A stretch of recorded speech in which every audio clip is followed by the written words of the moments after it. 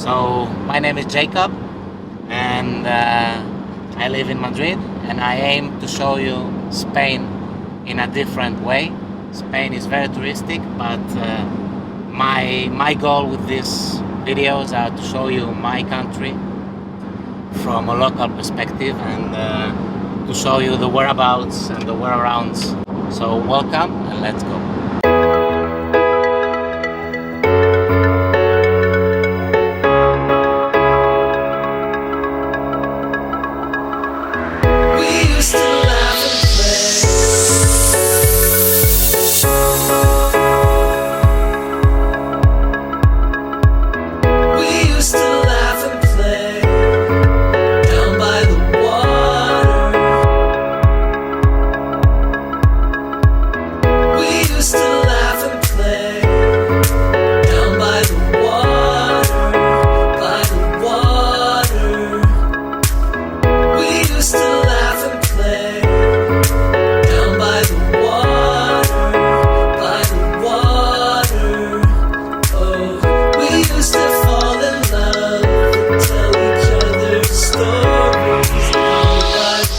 Heading ourselves to Javea in Valencia.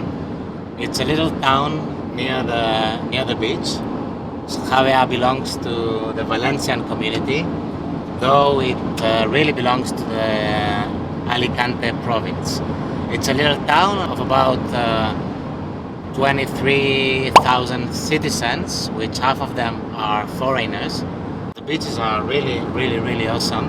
And we're gonna try to show you something that is touristic with another perspective. The weather forecast is not so charming. It's supposed to rain the 3 days. Javea it's around 450 kilometers more or less from Madrid.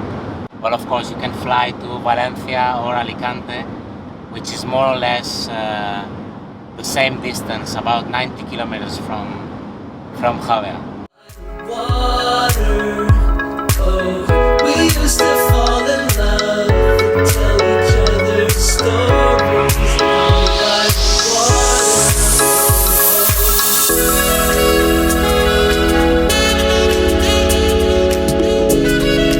down by the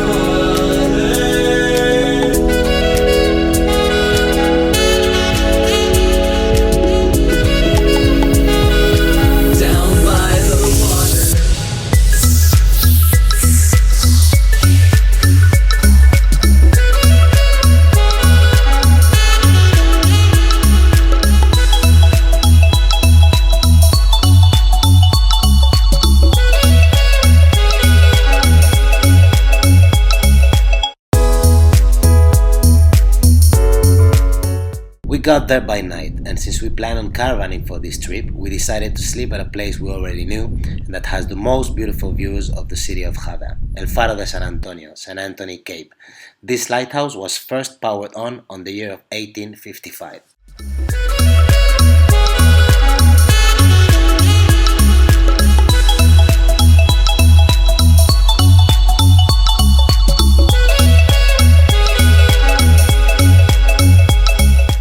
Sí, ponlo donde sea. Muchas gracias. Gracias. We woke up this morning and we had breakfast in the van, but we didn't have the mood to, well, it's not a perfect day, so we didn't have the mood to go around, so we just stopped nearby the city and we stopped at this amazing place nearby the sea, and we're having a super breakfast. We are sharing two breakfasts, homemade breakfast and an English breakfast, and it's gonna be some sort of lunch, breakfast lunch. So we will skip on lunch and that's it, and then we go to the beach. Okay, so see you. Boom. So we headed ourselves to our following destination, Cala Barraca and Cala Portixol.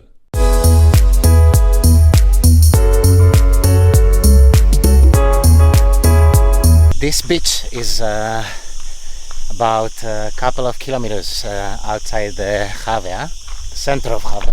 You have to walk like about a kilometer or so. It's not really a tough walk. It's just very simple, almost straight. You can get here with kids. As you see, we are loaded with things. I have my drone on me, have my cameras, etc., and it's not so tough. And we walked just like a couple of minutes, and we are already at 4 minutes away.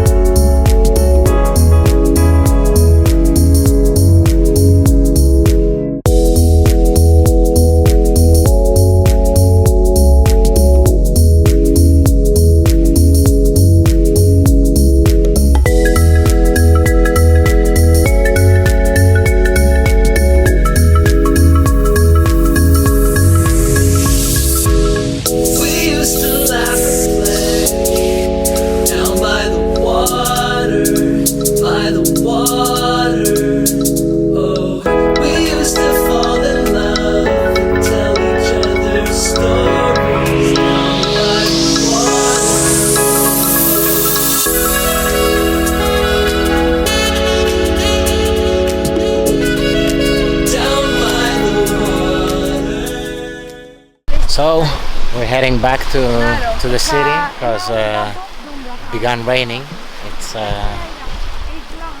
It's the end of October, and just we caught the 2 days that it's raining here. But it's supposed not to rain here for around 300 days a year. So we had bad luck, and we have to go back. We have decided that.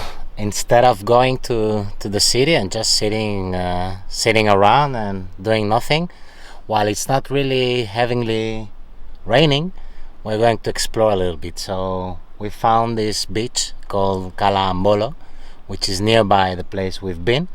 It's like a kilometer away. And you can get almost down to the beach with the car. Now here it's closed because it's an emergency alert because of stones falling down from the hill. So we're just gonna stop because it seems it's gonna continue raining, though the sun has come out. But I'm gonna show you Cala Ambolo, which definitely worth the visit.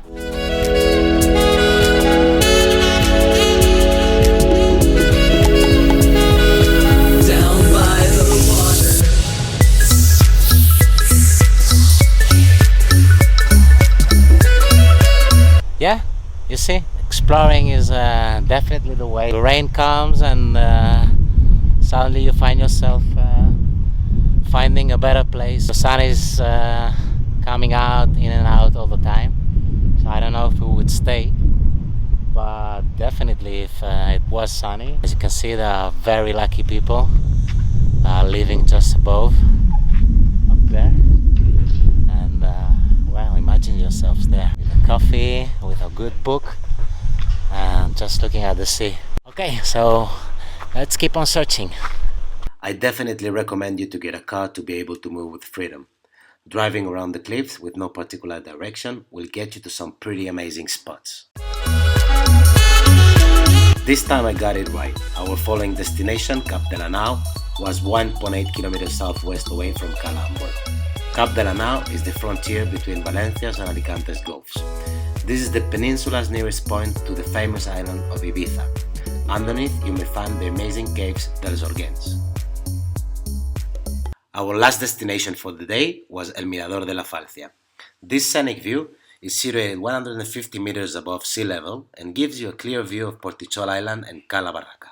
We just met a French guy, and he told us that he's half Valencian and half French, and he grew up here till he was 13, and then he moved out to France. But he told us that 60 years ago there was nothing here. When he was going fishing, when he was a little child, he captured like 30 kilos fishes, and they had to get down to the beaches with donkeys. He agrees that it's been kept beautiful because the constructions here, as you can see, they are not massive like in other places like Valencia, Cullera, Alicante. Those really touristic places, they became really touristic very early, and the constructions are pretty ugly, to my opinion. Had a shower. We're gonna grab some fruits for the evening, and we're gonna get some drinks in a Chiringuito. Chiringuito. Chiringuito is a bar or restaurant which is near in the beach. Not near the beach, but in the beach. A friend of ours recommended us, which is called La Siesta, our original.